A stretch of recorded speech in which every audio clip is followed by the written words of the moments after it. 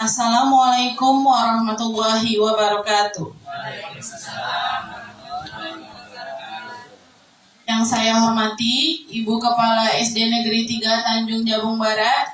Yang saya hormati Bapak Ibu Guru SD Negeri 3 Tanjung Jabung Barat dan tata usaha yang hadir pada siang hari ini.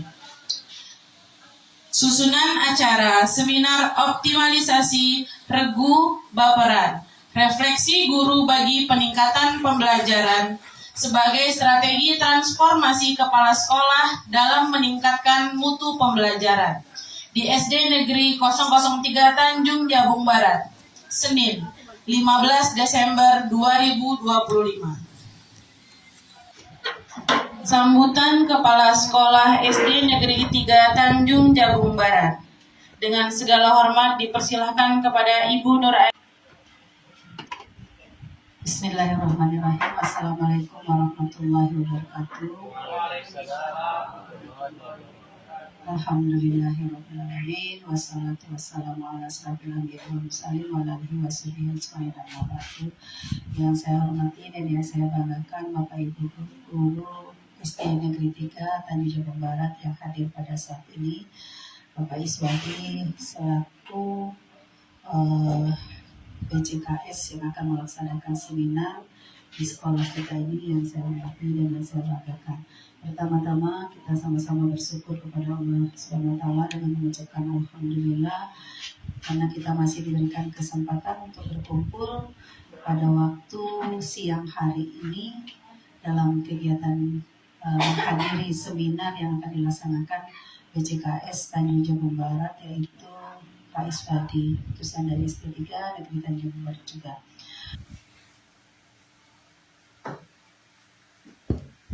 Pemaparan program seminar optimalisasi refleksi guru bagi peningkatan pembelajaran sebagai strategi transformasi kepala sekolah dalam meningkatkan mutu pembelajaran di SD Negeri 3 Tanjung Jabung Barat oleh Bapak Iswadi SPD. Pada Bapak dipersilahkan. Saya mengangkat judul seminar saya adalah Rancangan Proyek Transformasi Kepemimpinan Kepala Sekolah dengan tema optimalisasi regu baperan. Regu baperan adalah akronim dari refleksi guru bagi peningkatan pembelajaran sebagai strategi transformasi kepala sekolah dalam meningkatkan mutu pembelajaran di SD Negeri 3 Tanjung Jabung Barat. Lapor pendidikan SD Negeri 3 Tanjung Jabung Barat tahun 2024. Lihatlah nilainya semuanya hijau. Artinya kita mendapat capaian peringkat baik dari kemampuan literasi, kemampuan numerasi, karakter, iklim keamanan satuan pendidikan, iklim kebinekaan, sampai kualitas pembelajaran. Nah, walaupun semua itu sudah dalam predikat baik, namun kita tidak boleh berdiam diri. Kita harus terus memacu semangat, motivasi, kreativitas, dan apa yang kita miliki sehingga dari predikat ini menjadi lebih baik lagi. Bapak Ibu sekalian, saya akan mengangkat satu indikator, yaitu kualitas pembelajaran sekolah kita mendapatkan predikat sedang. Apa yang melatar belakangi saya mengangkat judul ini? Proses pembelajaran dan pengajaran dari survei lingkungan belajar sekolah kita. Tadi kalau kita klik kualitas pembelajaran, maka yang tampil seperti ini. Ada 4 sub-indikator lagi. Yang pertama, pembelajaran sudah mengarah pada peningkatan kualitas yang ditunjukkan dengan suasana kelas yang mulai kondusif. Capaiannya adalah 59. Ya. Kemudian manajemen kelas, praktik pembelajaran sudah terlihat proses perilaku peserta didik dan pemusatan perhatian terhadap aktivitas tugas yang relevan. Nilainya 54,55. Yang ketiga, metode pembelajaran. Ini berarti bahwa praktik pengajaran Bapak Ibu di dalam kelas untuk membimbing dan mendukung peserta didik, membangun pemahaman, membangun penalaran, daya pikir kritisnya, sehingga nilai capaian kita 58 ya, turun 4,76 dari tahun 2024. Keempat, dukungan psikologis, artinya praktik pembelajaran dengan melihat pemenuhan kebutuhan peserta didik, bahwa mereka dihargai, kemudian mereka sudah mendapatkan kenyamanan, kebahagiaan seperti dalam pembelajaran mendalam. Itu poinnya 63,99, cukup tinggi Bapak Ibu. Nah, saya akan mengangkat poin yang ketiga, yaitu metode pembelajaran. Next, Bu Wiji. Bapak Ibu, proyek ini juga saya angkat berdasarkan kualitas pembelajaran di sekolah kita. Sudah baik, sudah hebat rancangan ide proyek yang akan saya sampaikan kepada Ibu Kepala Sekolah, kepada Bapak Ibu semua, tentang budaya refleksi guru yang belum optimal. Kemudian implementasi dan refleksi supervisi akademik perlu signifikan. Ini terhubung lagi dengan bagaimana Bapak Ibu merefleksi setiap habis pembelajaran. Yang terakhir, perlunya transformasi kepemimpinan kepala sekolah. Kelima ini adalah membangun ekosistem pembelajaran yang kolaboratif, reflektif, dan berkelanjutan. Bahwa guru harus konsisten, sekali lagi konsisten loh ya, harus terus-menerus, harus berkelanjutan, harus selalu merefleksi dirinya, menganalisis proses mengajar, mengembangkan praktik pembelajaran yang inovatif, menciptakan ruang belajar yang aman, aktif, tentunya berpihak pada peserta didik. Yang kedua, mendorong perubahan positif, yaitu memastikan peningkatan kualitas interaksi antara kita dengan peserta didik, antara kita sesama kita, membangun kolaborasi yang baik, dan pada akhirnya meningkatkan mutu hasil belajar serta kualitas lingkungan belajar di sekolah kita di SD Negeri 3 Tanjung Jabung Barat ini. Nah, tujuan khusus mengadopsi dari pola pikir SMART, yaitu pola pikir yang spesifik, terukur, dapat dicapai, relevan, dan tepat waktu. Bahasa Inggris ya, tapi bahasa Indonesia saya terjemahkan di sana. Dari spesifikasi bahwa peningkatan konsistensi refleksi guru mudah diukur. Dari mana? Dari rekap mingguan, dari cek kualitas isi angket, kemudian efektivitas forum refleksi guru atau FRG. Ini akan terukur lewat absensi dan notulen pertemuan FRG. Nanti kita akan bentuk forum refleksi guru. Jadi kalau sekolah kita sudah ada komunitas belajar Bapak Ibu, namun untuk kedepannya karena kita mau meningkatkan refleksi diri, refleksi kita sebagai tenaga pendidik, sebagai guru, maka kita perlu membentuk sebuah organisasi, wadah lah ya, sebuah wadah, yaitu forum refleksi guru. Kemudian R atau relevan, implementasi perbaikan pembelajaran selaras dengan observasi kelas, portofolio atau hasil belajar. T, tepat waktu, dampak kualitas interaksi pembelajaran. Ini diukur dari perbandingan survei awal, dan survei akhir. Sasarannya, guru, kepala sekolah, dan peserta didik. Guru mengembangkan keterampilan, menyusun rencana perbaikan tindak lanjut dan berbagi dan membudayakannya. Nah, kemudian kepala sekolah sebagai pionir perubahan. Ya tentu saja peserta didik kalau kita refleksi terus, oh ternyata kekurangan aku kemarin di sini. Tantangan kepemimpinan yang harus diperkuat. Ini kalau jadi kepala sekolah tuh yang pertama, praktik refleksi guru belum sejalan secara terstruktur. Optimalisasi supervisi akademik menggunakan coaching yang mendorong guru untuk berpikir kritis. Belum ada SOP atau pedoman yang baku untuk mengatur alur refleksi, benar sekali ya. Kemudian pemantauan mutu pembelajaran Bapak Ibu masih belum berbasis data, sehingga kepala sekolah perlu meningkatkan penggunaan instrumen dan dokumentasi. Next, siapa yang saya tawarkan untuk sekolah kita. Yang pertama, saya menawarkan kita membangun budaya refleksi guru secara terstruktur. Kita akan membentuk forum refleksi guru, penggunaan data pembelajaran dalam pengambilan keputusan, pembelajaran yang lebih aktif dan interaktif, ya, yang lahir dari refleksi guru. Dan yang terakhir namanya tim guru pioner. Bagaimana strategi implementasinya? Yang pertama, Bu Isa, ada tahap persiapan. Yang kedua, ada tahap pelaksanaan.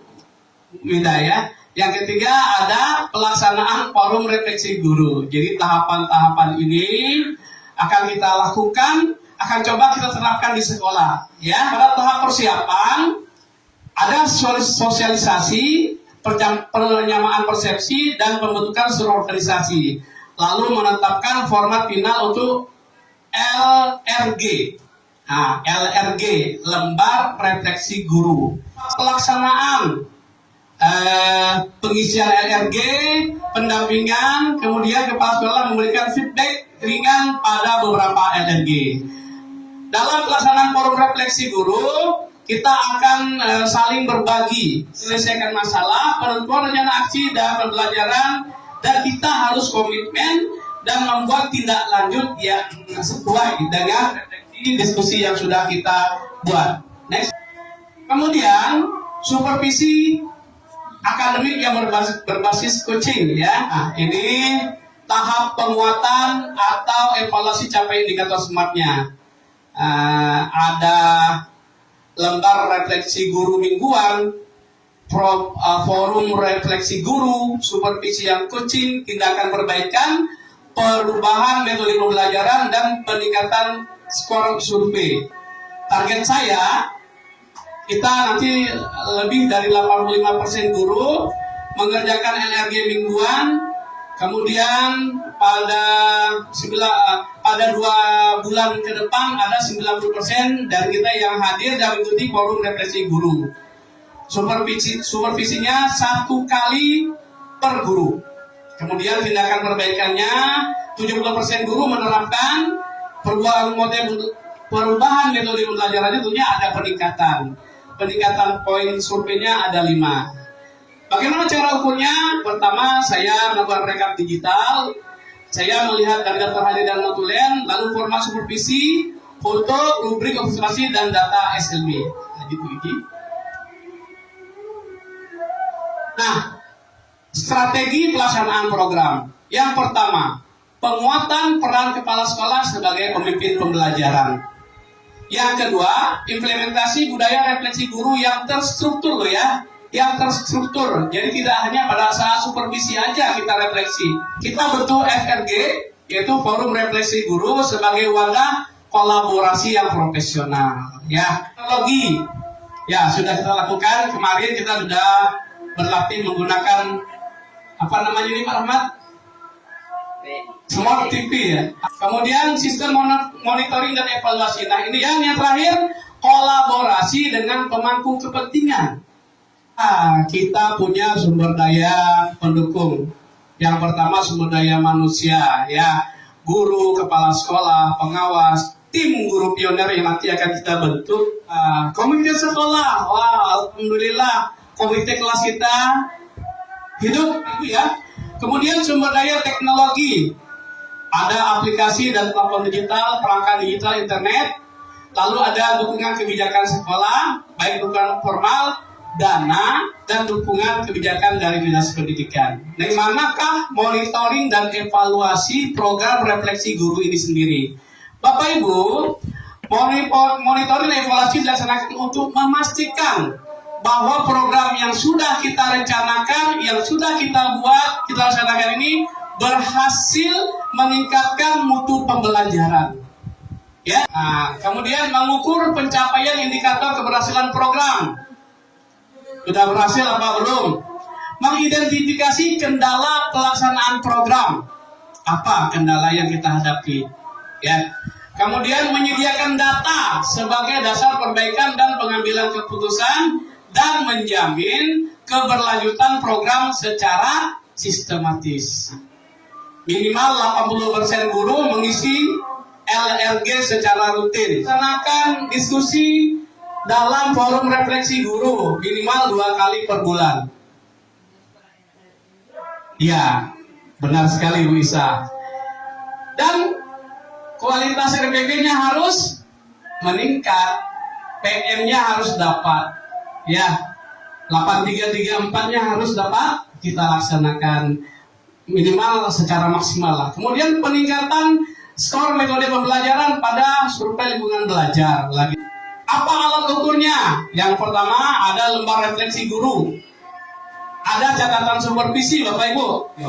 Kemudian ada observasi pembelajaran. Umpan balik dilakukan secara kolaboratif melalui pertemuan rutin. Nah, sudah saya sebutkan tadi, diskusi reflektif dan forum evaluasi yang difasilitasi oleh Ibu Kepala Sekolah.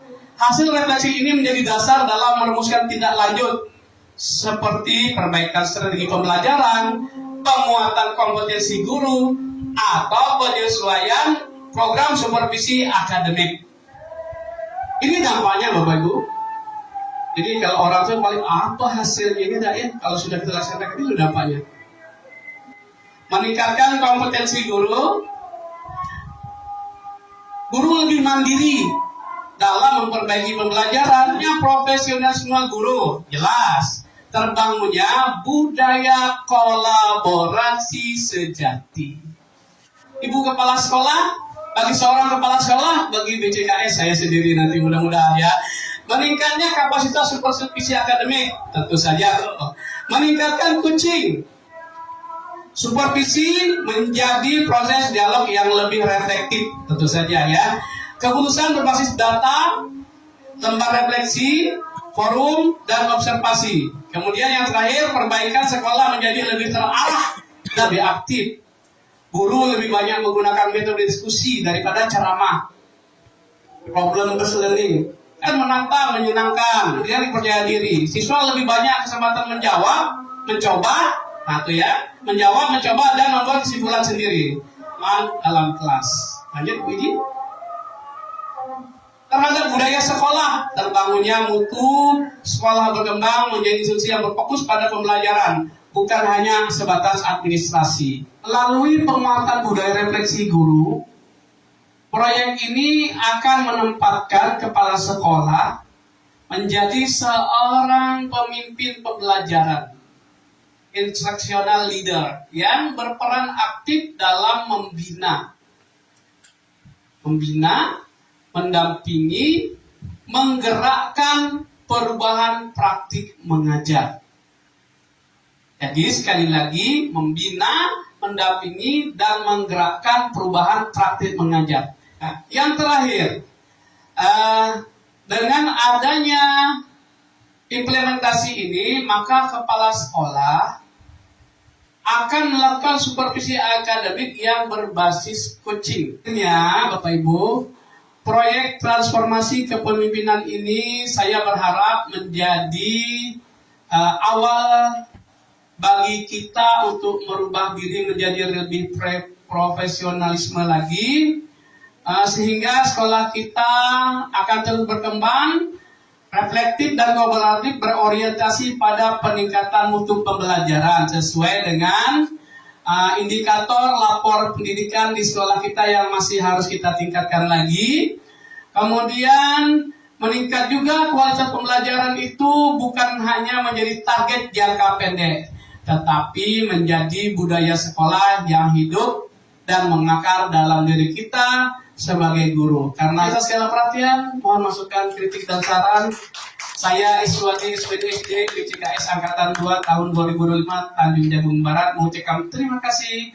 Wabillahi taufiq wal hidayah wa ridwan inayah. Wassalamualaikum warahmatullahi wabarakatuh. Selamat siang. Bapak Iswadi atas penyampaian rancangan proyek transformasi kepemimpinan kepala sekolah. Dengan berakhirnya seminar tadi, maka berakhir pula acara kita pada siang hari ini. Ya, saya mohon maaf atas segala kesalahan. Saya tutup dengan wabillahi taufiq wal hidayah. Wassalamualaikum warahmatullahi wabarakatuh. Waalaikumsalam warahmatullahi wabarakatuh.